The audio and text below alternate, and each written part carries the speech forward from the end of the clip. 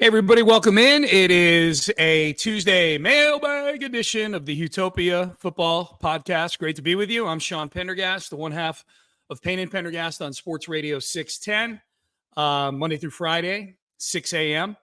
Appreciate you guys tuning into the show, tuning into the podcast as well.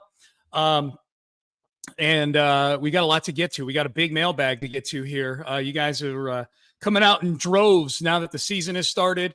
1-0. Do a quick check of the power rankings that come out every Tuesday morning and find that the Texans, in the 5 power rankings that I subscribe to, I don't mean literally subscribe to. I guess in some cases I subscribe to the services that provide the articles. But nevertheless, the 5 power rankings nationally that we use on the show for our world-acclaimed segment, Power Ranking of the Power Rankings.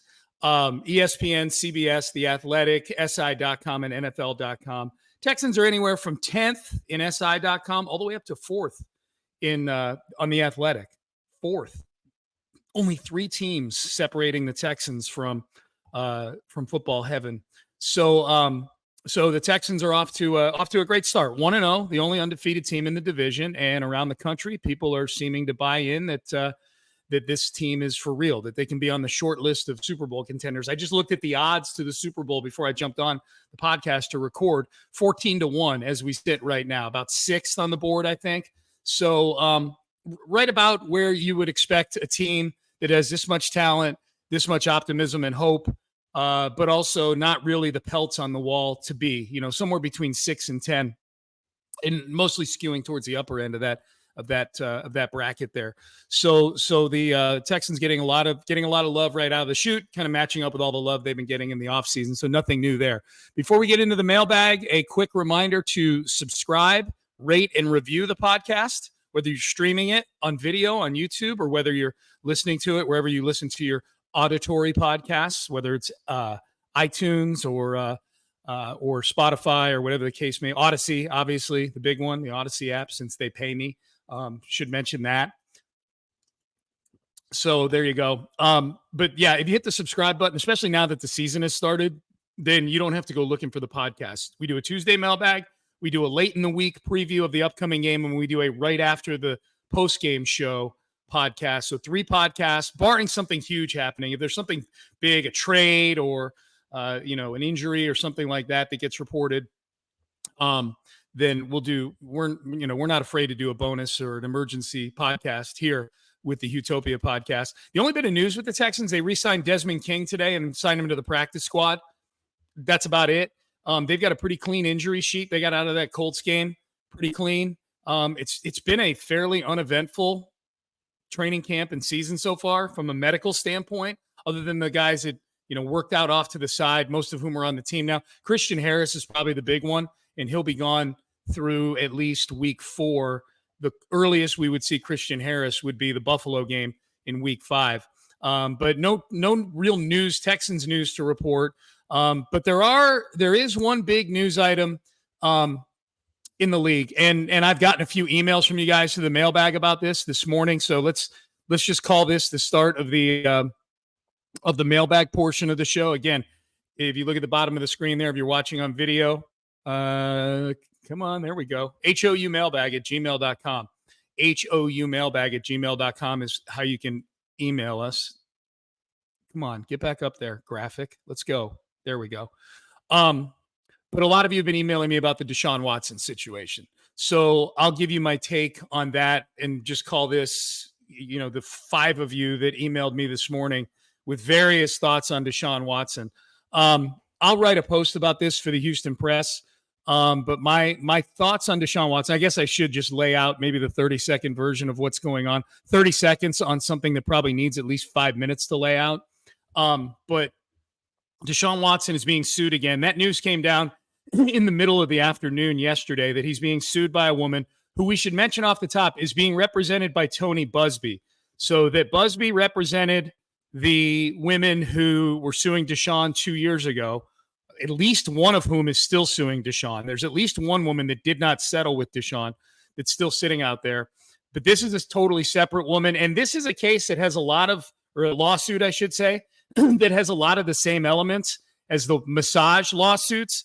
The big difference here is this is a woman that's saying that she had a date with Deshaun, that she gave Deshaun directions to get to her apartment. He was late getting there because he couldn't find the apartment. He was very agitated, according to the lawsuit. And when he got there, he sat on her couch while she was getting ready. She got ready with the door open, putting on makeup and whatnot. And next thing you know, he's laying down, face down, naked on her bed, asking her to rub his butt. And which that's the part that's very similar to the massage lawsuits, where the road diverges. That this woman is accusing Deshaun of true sexual misconduct, i.e. rape. So there's some really disturbing things in the lawsuit, as there were in every Deshaun lawsuit that we saw. But this goes to another level. This is not in a massage setting. This is Deshaun, according to this woman who is going by Jane Doe in the lawsuit, that Deshaun forced himself on her. And so this is bad to worse for Deshaun and for the Cleveland Browns and for really, honestly, everybody involved. Thankfully, the Texans are no longer involved with Deshaun Watson. This is something that we're watching from the outside looking in. This is a Houston woman. This took place back in October, allegedly, back in October of 2020. October 10th, 2020, which if you're looking for kind of a something to calibrate for you, where that, like when that was, it was during the COVID season. October 10th was literally 1 week after Bill O'Brien was fired. Bill O'Brien was fired on October 3rd or 4th.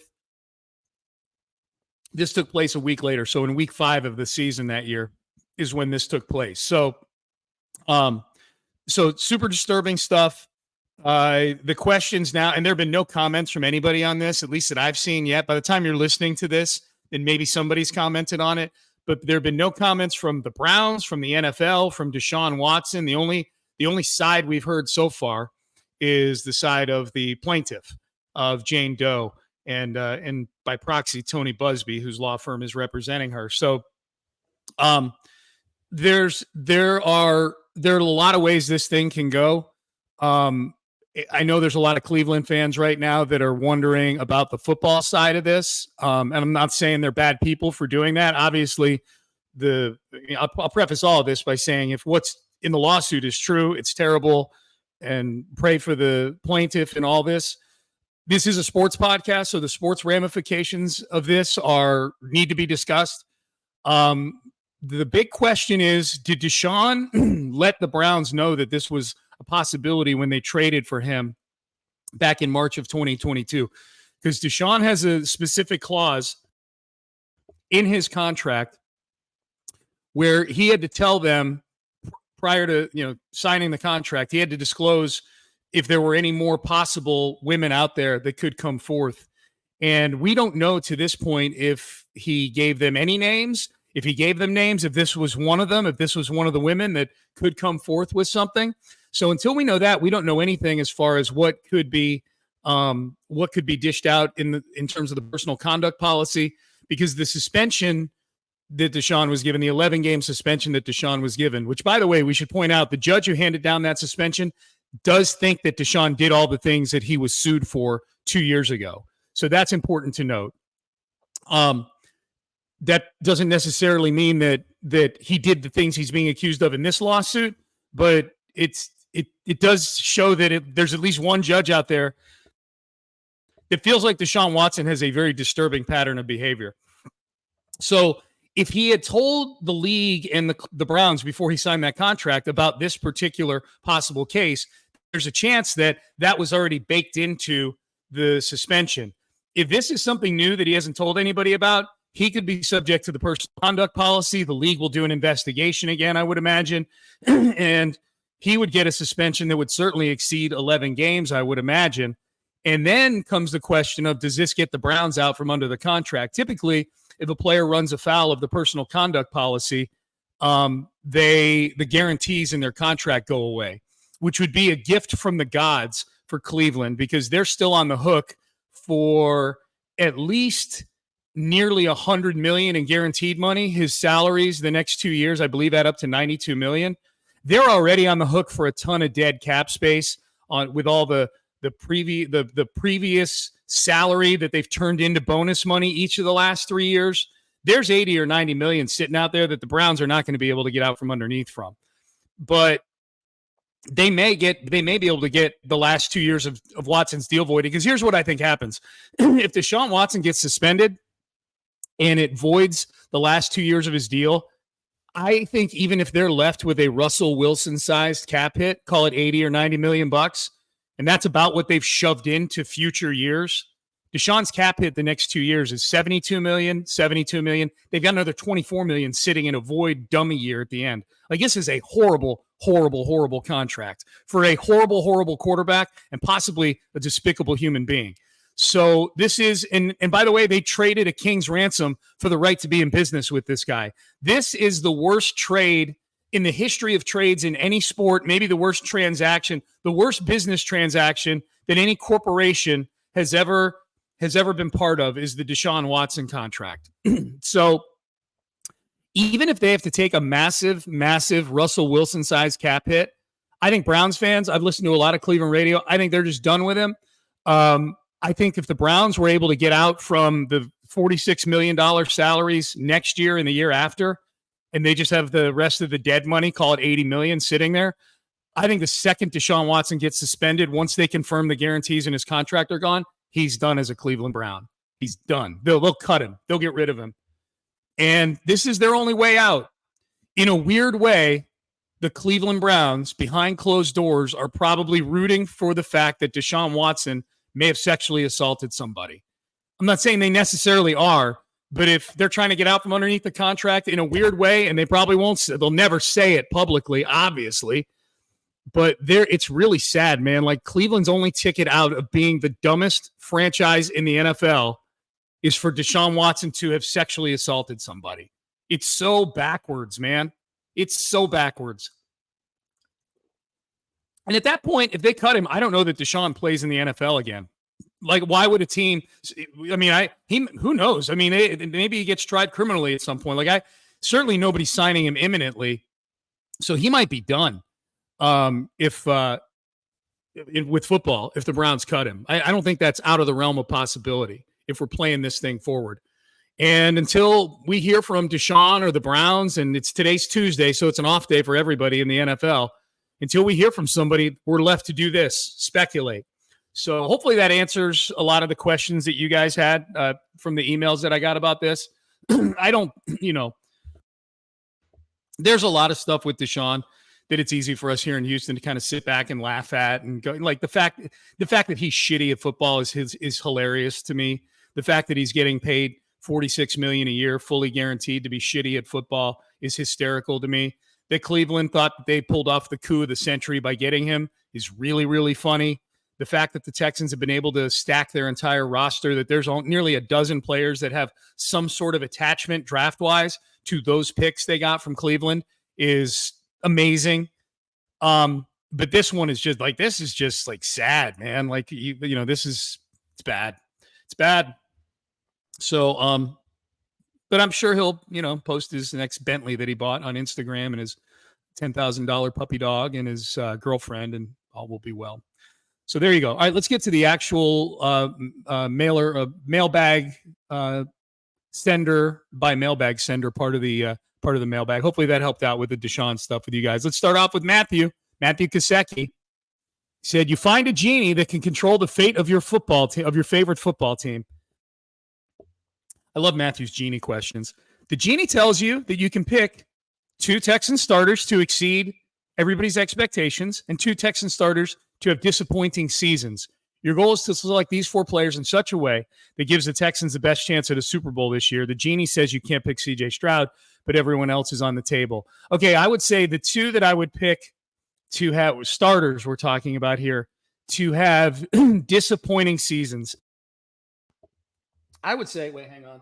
My battery's about to run out on my computer. I don't want that to happen in the middle of the pod. Yeah, there we go.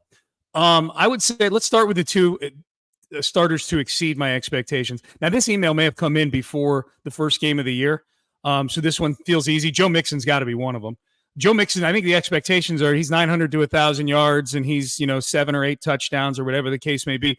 if the Joe Mixon in week 1 exceeded everybody's expectations. I think that's fair to say, right? He's leading the league in rushing right now.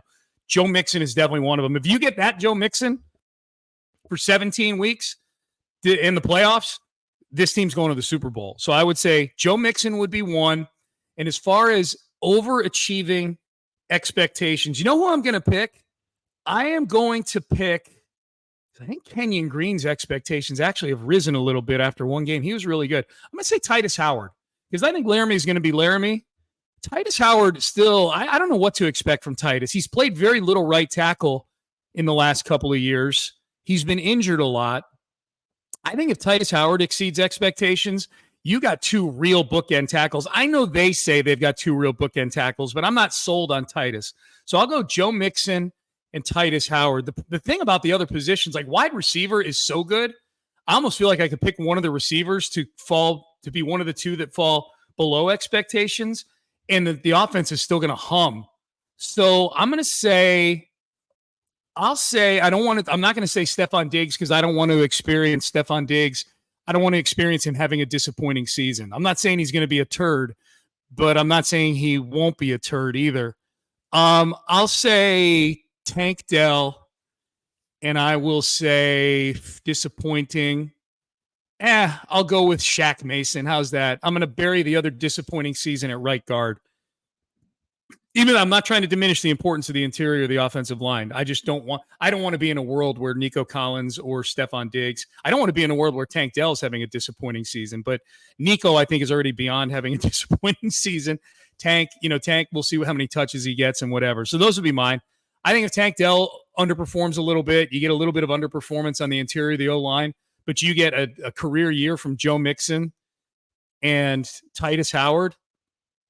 I think you're in really good shape, man. I think you're in really good shape. Good question, Matthew, and your imaginary Genie. I look forward to seeing her again next week. Cody from McMahon. By the time this question makes it to the next podcast, the Texans are either 1-0 or 0-1. With that said, tell me why we should not overreact to the start. I love this. This is like one of those storybooks where you pick a direction. If we won, which we did, because CJ Stroud, okay, tell me why we should not overreact to the start. If we won, because CJ Stroud threw for 1.5 miles and the defense shuts out the prolific Richardson-Taylor attack, why is this not going to be the norm? Okay, we didn't win. They shut down the prolific Richardson-Taylor rushing attack, I would say. So I think I feel good about the run defense. CJ throwing for 1.5 miles, he didn't in this game. This was actually a Joe Mixon game. CJ was great. He threw for 234. He was super efficient. He was a little rusty in the first half, I thought, but by the second half, he was cooking. So why is this not going to be the norm? I think they're going to have a really good rushing defense.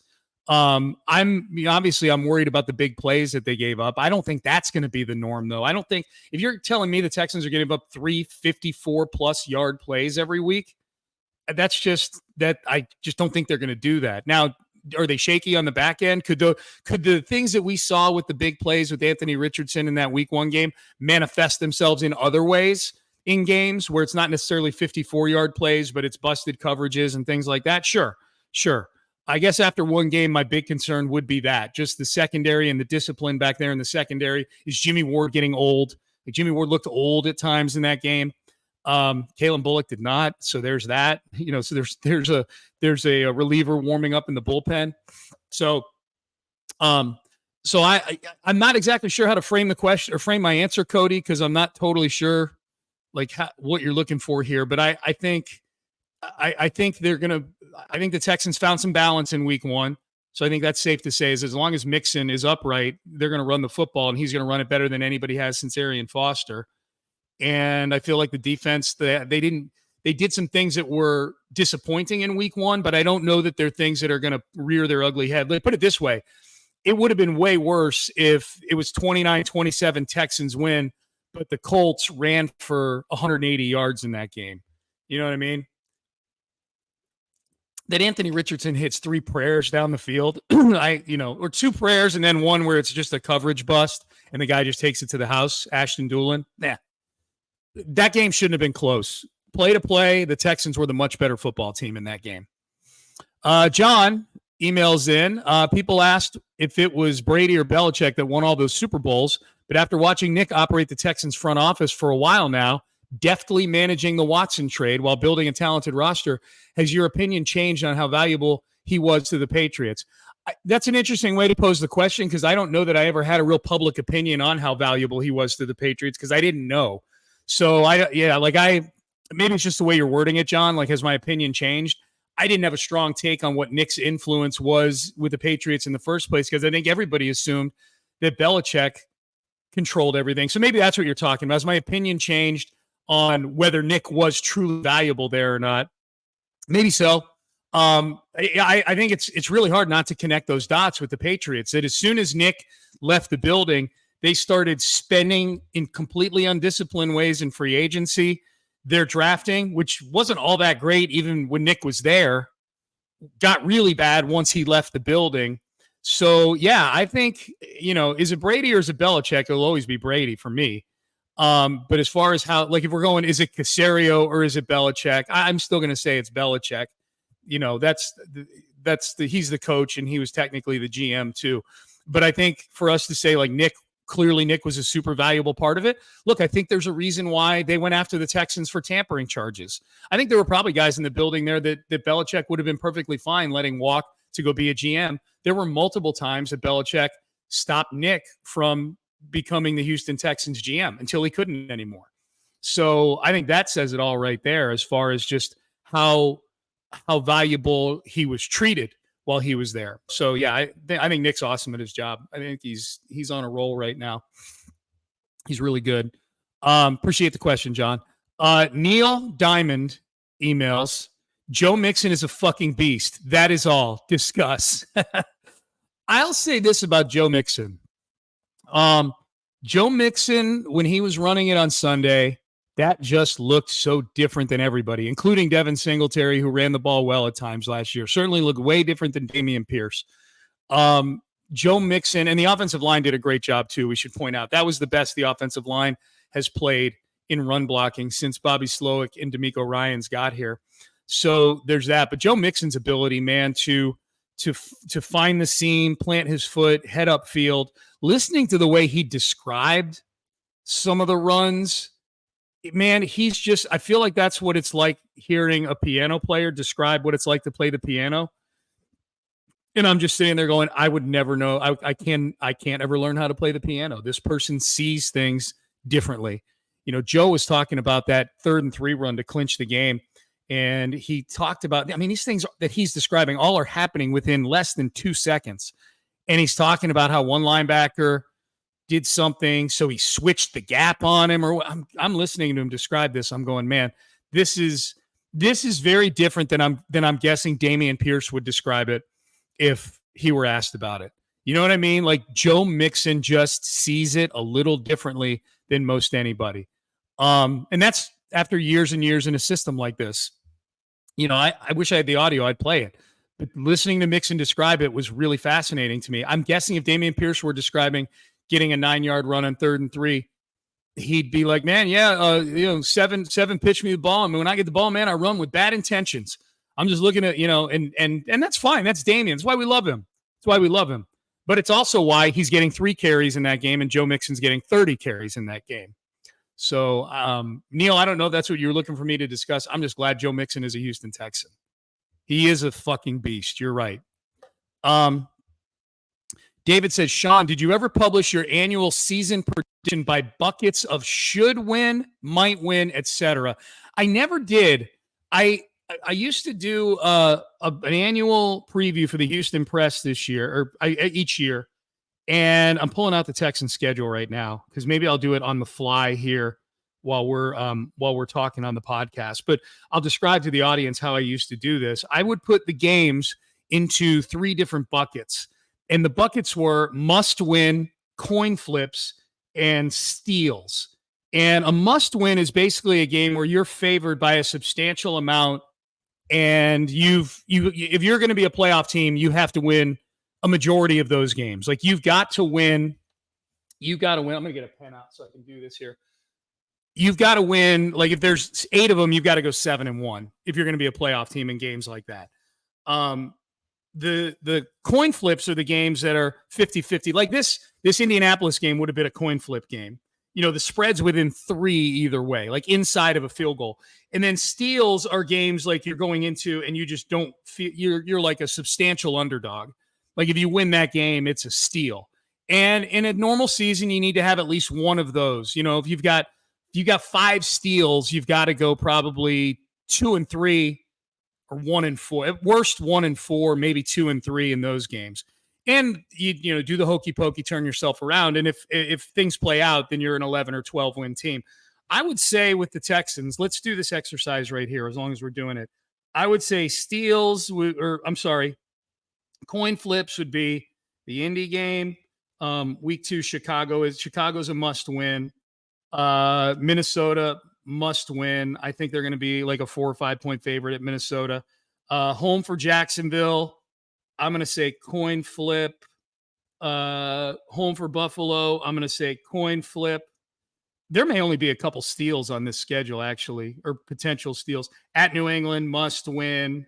At Green Bay, coin flip, especially if Jordan Love doesn't play. Home for Indy, I'm going to say, I'm going to say must win. If they were a 3-point favorite in Indy and they won, they're going to be like a touchdown favorite at home. At the Jets, coin flip. Home for Detroit, coin flip. So we've got 4, 10 games in. Dallas, they could be, I don't know, they could be like a 4.5 point under. I'm going to say Dallas, coin flip. Fuck Dallas. At Jackson or home for Tennessee, must win. At Jacksonville, week 13, coin flip. Home for Miami, we'll call that one a coin flip. At Kansas City, steal. Home for Baltimore, I'm going to say coin flip in the end of the year. And then at Tennessee, both Tennessee games are must win. So there's only one steal. There's one steal. There's 11. There's one steal. 10 coin flips and 6 must wins. So let's say 5 and 1 in the must wins. Let's say the coin flips, there's 10 of them. Let's say you split those. So that's 5 and 5. So that's 10 and 6. So there you go. You steal the Kansas City game. You're 11 and 6. You lose the Kansas City game. You're 10 and 7. So I hope that was easy to follow along with on the podcast, but that's kind of my formula. You put the games into buckets. You got to win a majority of the must wins. The labeling on the game is dependent on how good the Texans are. You know what I mean? Like the David Culley Texans probably had 0 must wins in their entire bucket. They may have had very few coin flips. Even they were double-digit underdogs in a majority of their games. So even if you apply that formula, there were 0 must wins. There were probably 2 coin flips at most, and then there were 16 steals. So you steal 2 or 3 steals, you get you split the 2 coin flips, you become 4 and 13 like Culley's team was. So I feel good about my 11 and 6 prediction. Yeah. 6 must-win games. They go 5 and 1 in those. 10 coin flip games. They split those like you would coin flips, 5 and 5. And then you got to steal that Kansas City game, and that gets you to 11 and 6. So there you go. So David, did I do that? Did I publish it? No, but I just did it verbally on this podcast. How you like them apples? All right, let's keep it moving. Thank you for that question, Dave. Hey, David, thank you for being a long-time follower of my content. I haven't done one of those for the Houston Press in years because they've been out of print since 2017. I still write digitally for them, but that preview that I did with all that was always for the print because it paid a lot. There you go. I'm a mercenary. Andy asks, what was wrong with Mechie yesterday? We wanted to see him play. He got scratched. Xavier Hutchinson and Robert Woods are viewed as better options right now than John Mechie III, and I don't think that's a crazy thing. They like Robert Woods. They like his veteran presence, and Xavier Hutchinson had a better training camp than John Mechie overall. So I think that's the answer. I don't think there's anything wrong with him other than he just needs to be better at football than those guys. Chuck in Denver, great outcome from week 1. Mixon was refreshing. I had this game as an L, so we are ahead of schedule. Biggest concerns are the secondary. Will that work itself out? And pass protection. Still favored in all but 4 games on the rest of the schedule. Oh, I haven't looked at that. Yeah, I I'm guessing the 4 games that they're not favored in the rest of the way are Kansas City, Dallas, the Jets, and maybe Baltimore at home. Does that sound about right? I'm guessing those are the 4. I feel better about the Baltimore game after watching week 1, both the Texans and the Ravens in week 1, if you want to know the truth. With Mixon having a great game, I feel like winning 9 games is a lock. Chuck says going to hammer the over now on the wins. Back to your biggest concern, the secondary, and I'm not worried about the pass protection. They'll I think they'll be fine. I think Laramie's still coming back from his injury. I think they'll protect CJ just fine. I thought they protected him better in the second half of that game. It got a little cleaner in the pocket for him. So I think they're going to be fine. The secondary, I think, is a concern. Kamari Lassiter had his first game. I haven't gone and watched the All-22 to see how he did, but that's going to be a concern all year that against teams with good receivers, that Kamari Lassiter gets the rookie treatment. Jalen Petrie still isn't totally trustworthy in coverage, or as we saw in this game in tackling, bad tackle miss on Anthony Richardson on a long run that Richardson had. And Jimmy Ward, Jimmy Ward had left some bad plays out there. Stingley was, I thought Stingley was okay. Stingley had a really good PFF grade in this game. I don't know that I saw that. I don't blame him for the 60-yard touchdown. Like, he's chasing Alec Pierce all the way across the field. The ones that were disturbing were the Adonai Mitchell plays where he got open, but Anthony Richardson just missed him. I thought Stingley tackled really well in this game. So those are the biggest concerns. I think it's fair to say those are the biggest concerns. I think depth at linebacker is still a concern for me, although Henry To'oTo'o had a really good game against Indianapolis. I thought he had another good PFF grade for the team. I'm feeling good about the team, man. I'm feeling like A- about the Texans right now. If I had a power ranking, they'd be like 7th or 8th right now, probably in the league. Chuck, I always appreciate you. Here he is. France in the North. You know what I just noticed today? Joe Q sent me a bunch of emails, but I don't know that any of them had necessarily had questions in them. Now that I'm seeing some of you regulars in here, this might be my first mailbag ever without a Joe Q.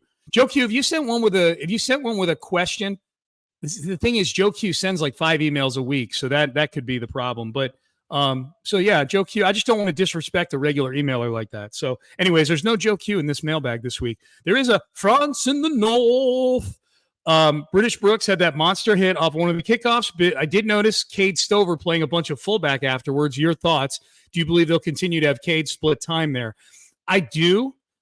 Cade did well, I thought. Whether it was lined up as a fullback or sometimes he lines up at a fullback and then kind of splits out off to the edge there.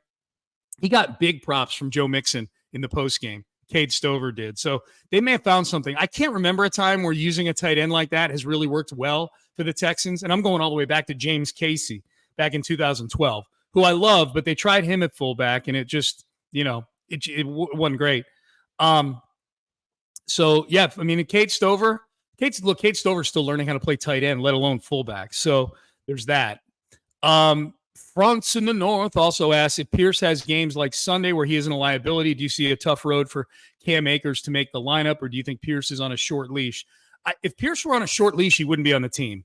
So I don't know. I have no idea what to think of Damian and how long his leash is. Like, if he were on a short leash, I don't think he'd be a Texan right now. So I think they being D'Amico and Nick, I think they're seeing something different than what we're seeing. They see something behind the scenes. They clearly know things behind the scenes because Nick did it again on our show last week where he talked about some personal issues that Damian was having during the season last year, which clearly seems to be baked into their evaluation of him. So there is that. So I think it's going to be Damian. I don't even know that it's going to be a matchup thing. Now, I hope I like Cam Akers being on this team. Problem for Cam Akers is he doesn't play on special teams other than returner, and they've got a returner with Steven Sims and Damian Pierce. So there you go. France in the North coming in for the Buffalo game, dude. Right? Confirm that for me, France in the North. I want to meet you and your family at the Buffalo game. I want to see all you guys, man. Like, if you're a listener to this podcast, we still got a few more questions to get to. I got 3 more to get to here. But if you're out there and you're going to the game and you're tailgating this week and you're heading into the game, please stop by and see me and Seth at the pregame show at the stage right outside there, man. Take pictures, say what's up. I got to get some merch for the loyal Utopia listeners, man. I got my got the numbers back on the podcast, and we're continuing to grow and grow and grow. And I can't tell you how thankful I am that you guys tell people about the podcast and share it and stuff like that. Means a lot to me. So yeah, if you're at the game, come by and say hello. And those of you who have already, I appreciate that. If you come by and you've said hi to me before and I don't remember, I apologize ahead of time. That's a peril of the radio business, is that sometimes it takes us a couple of times to meet people before we totally internalize it when we've got so many people at the pregame coming at us. I sound like a bit of a douchebag right now, but I just want to put that out there in case you're somebody who's come up and said hello before. Like, don't take it personal if I say nice to meet you and we've met before, because it happens. It happens from time to time. So I say it's coming from a place of compassion, not a place of me thinking I'm the shit, even though I kind of am. Just joking. Okay, let's keep it moving. BK, let's see. One of the reasons that chaos stood out is because, he's talking about the end of the half stuff with the refs in week 1, is because D'Amico is always aware, and I think he and the Texans got jobbed on it, costing us 3 points. Basically, what BK is saying right there is if there was something that looked like a D'Amico fuck up, it had to be a ref fuck up, because D'Amico is typically on point with things. The only thing I would say about that, and here's the thing, CJ and D'Amico, if they get asked about that again, like, that's so in the rear view now. It's Chicago now. They could give two shits about something that happened at the end of a half of a game they won. So we're never going to get an answer on it probably. But I would have to guess that the referees in that game sucked at communicating what the situation was to CJ and to D'Amico, that they thought they communicated it, but they did it poorly. But I think some of it's on D'Amico and a little bit CJ, but more D'Amico because he's the boss, to absolutely 100% confirm and know what's going on in that situation. And D'Amico wore it. He said coming off the field, like, I'm not even mad. You know what I mean? Like, D'Amico just said what I said. He's the head coach. He's got to be on that stuff. He's right. BK says Joe Mixon ran through that fearsome defensive front like a man ready to take your girl, your wallet, and your house. Yeah, okay. That O-line, which I was worried about, really got their mojo working and straight up pancaked some dudes. Kenyon Green, well done, young man. I agree with you, BK. Kenyon Green, go find it. Seth Payne, first of all, if you're not subscribing to Seth's YouTube channel, you should. Seth's got a great cut up of Kenyon Green highlights. I don't know if he's posted it on social media or if it's only on his YouTube channel. It's really good though, and it should get you super psyched about Kenyon Green. BK closes out by saying his question for the Pender King. I agree this game was the most important as it was divisional on the road against the second best team in the AFC based on the rest of the division smelling like bitch last week. Wow. Do you still think the Colts are the second best? Oh, I see that. I've seen that meme. I've seen it with the Texans and the other three teams. It smells like bitch in here. Yeah. Do I still think the Colts are the second best team? I 100% do. Given both the other teams gave up double-digit leads, how are you assessing the other division games? I think we all knew the Titans would suck, but turns out Jacksonville is still on an epic losing streak. And then he says, Sunday's going to be tough, ... on my liver, a full day of drinking, then Sunday night football. Good thing you did all those two-a-days. Is that what you're saying, BK? As far as the rest of the division, I'll stand by what I said about the Titans. I think they're going to be one of the worst 5 or 6 teams in football. I don't give two shits about everybody they picked up, Ridley and L'Jarius Sneed. I mean, they're all really nice moves. Those are good players. Will Levis is your quarterback. Will Levis went and lost that game. Will Levis is Will Levis. He's not going to turn into a smart player all of a sudden. He's dumb. He's a dumb quarterback who likes mayonnaise in his coffee. So I don't think much of the Titans. And Jacksonville Jacksonville feels like an 8-9 team. So I think, could they split with Jacksonville? Absolutely they could. Trevor Lawrence is better than Will Levis, certainly. So I feel the same about both of those teams. Like I think I picked against both of them this past weekend, I'm pretty sure. And so I think I picked against them in my pool that I'm in. So that they lost is not a surprise. And that they're blowing double-digit leads to do it just means they are what they are. They're not great football teams. Chris in the ATL, I think one of the biggest plays overlooked in the game was the Colts' first drive and Steichen deciding to pass on a 4th and 1 versus handing it to Taylor, kind of reminiscent of last year's game. That turnover on downs flips the field position. Texans took advantage. Yep, they got a 50-yard field goal.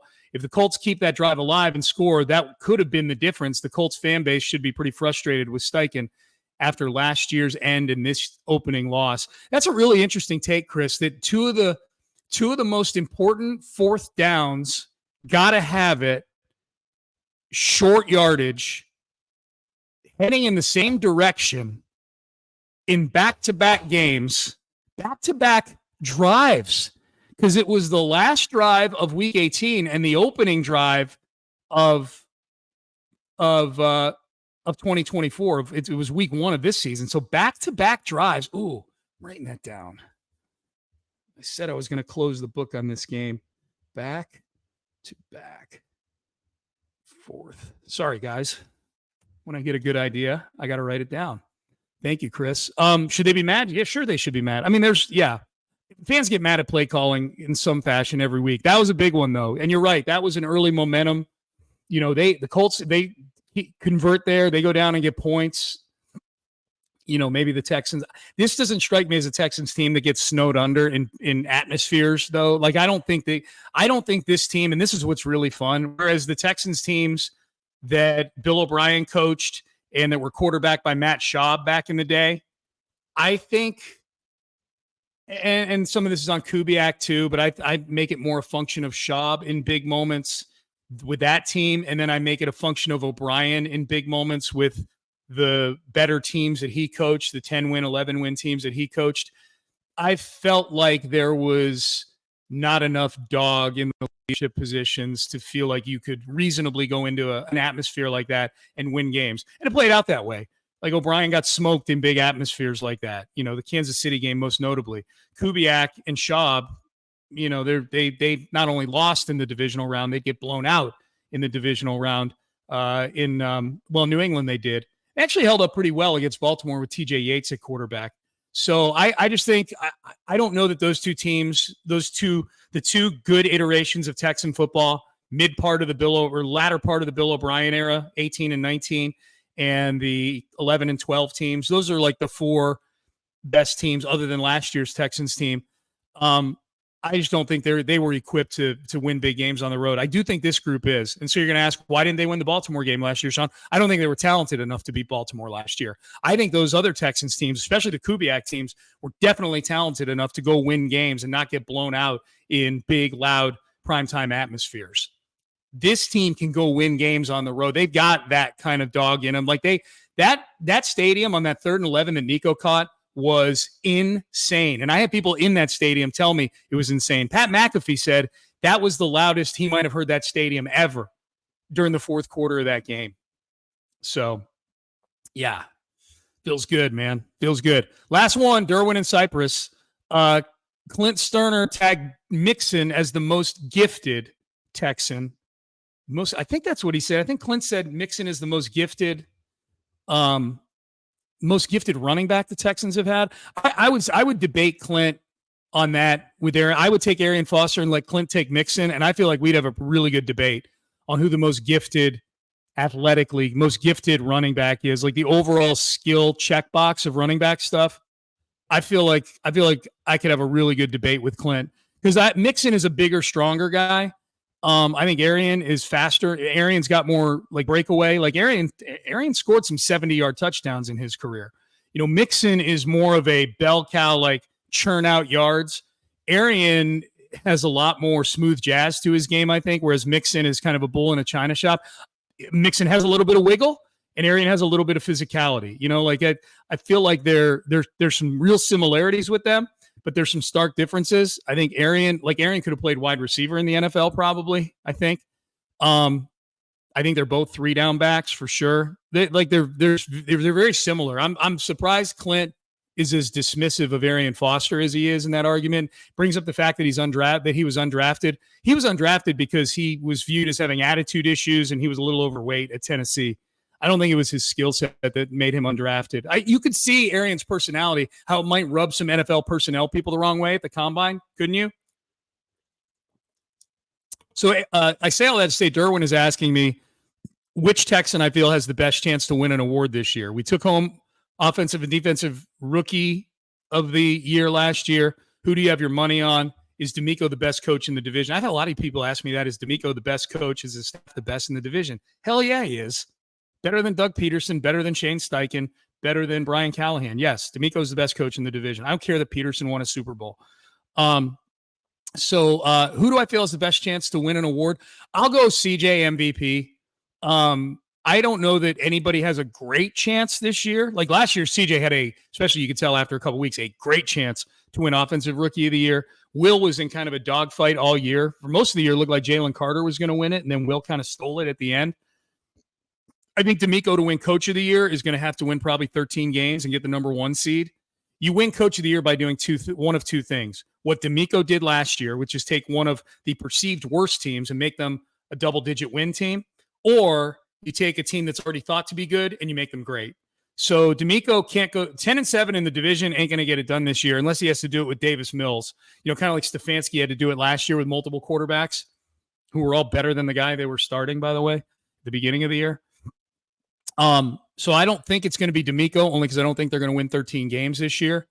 Comeback player of the year, the only one they have on the odds board there is Tank Dell, but he's 40-1. So I don't think he's going to win that. Defensive player of the year, I don't know.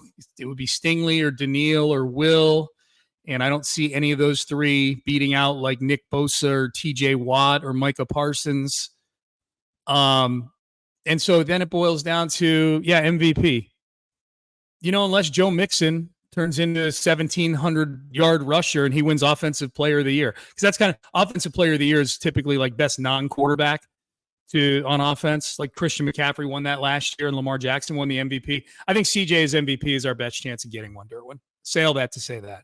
All right, that was fun. We've got a preview episode coming up of the Texans and the Bears. That'll be coming out later this week, probably on Thursday of this week. We'll bang out that episode.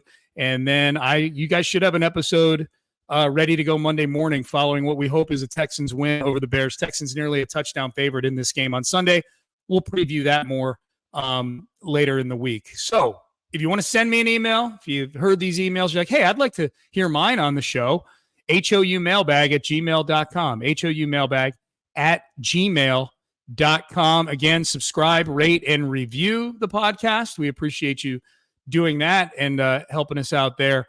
Podcast continues to grow, and it's because of you guys. So thank you. So for my producer, Anthony Irwin, I am Sean Pendergast. We are out of time. Thank you all for listening to the Utopia Football Podcast. We will see you later this week.